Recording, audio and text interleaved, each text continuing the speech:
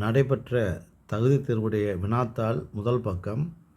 நெய்தல் நிலத்தவர் பாணர்களை வரவேற்று அளித்த உணவாக சிறுவானாற்றுப்படை குறிப்பிடும் உணவு குழல் மீன் கறி. பி தான் ஆன்சர். கோபுலபுரத்து மக்கள் என்ற புதினம் விளிம்பு நிலை வாழ்வை மையமாக கொண்ட ஒரு நூல். கண்ணிற்கு காட்சி தராமல் அரியணாய் இருக்கும் மலரை பலாமலர். பலாமலரை நம்ம கண்ணால் பார்க்க முடியாது. அகவற்பாவுக்கு பொருந்தாத நூலை தேர்க அப்படின்னா, அகவல்பா அப்படின்னா ஆசிரியப்பா தான், அகவலோசை கொண்டது. நாலடியார் என்பது மட்டும்தான் இதில் அது ஆன்சர். ஏன்னா மணிமேகலை, சிலப்பதிகாரம், பெருங்கதை மூன்றும் அகவற்பாவால் எழுதப்பட்டது. நாலடியார் வெண்பாவால் ஆக்கப்பட்டது. அதனால் நாலடியார் தான் ஆன்சர். கோவலன் கண்ணகி கதையை கூறி அடிகள் நீரே அருளுக என்றவர் சீத்தலை சாத்தனார். கோவலன் கண்ணகி கதையை கூறி, அதாவது கோவலனுடைய கதையையும் கண்ணகி கதையையும் இளங்கோடிகளுக்கு சொன்னது சீத்தலை சாத்தனார் தான்.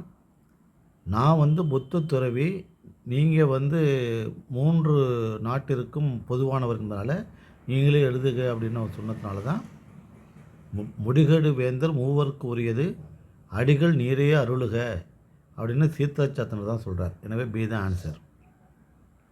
கொற்கையினுடைய அரசனாகவும் புலவராகவும் இருந்தவர் யார் அப்படின்னா ஆதிவீர ராமபாண்டியர் தான். கொற்கையினுடைய அரசராகவும் இருந்தார். வெற்றி வேர்க்கு என்று சொல்லக்கூடிய அல்லது நருந்தொகை என்று சொல்லக்கூடிய ஒரு பிற்கால நீதி நூல்களையும் எழுதினவர். எனவே அவர் தான் அரசராகவும் இருந்தார், புலவராகவும் இருந்தார். உந்து வழி கிளந்த ஓழி ஓள் ஓழியும் செந்தி சுடறிய ஓழியும் பணியோடு இவ்வடிகளில் இடம்பெற்றுள்ள பண்புத்தொகையை எழுதுக. பண்புத்தொகையினாவே பண்பை குறிக்கக்கூடிய ஒன்று பண்புத்தொகை. இப்போ செம்மை கூட்டல் தீ, தீயினுடைய பண்பு செம்மையாக இருப்பது செந்தி என்பதுதான் பண்புத்தொகை. பொறுத்துக காலக்கணிதம், மேகம், காசிக்காண்டம், பரிபாடல். இதில் காலக்கணிதம் என்பது கண்ணதாசன் எழுதியது. எனவே ஏவுக்கு 3 ஆன்சர். அப்போ ஏவுக்கு 3 ஆன்சர் இங்கே எங்கே இருக்குது? பியில் இருக்குது. அப்போ பி தான் ஆன்சர். காலக்கணிதம் கண்ணதாசன்.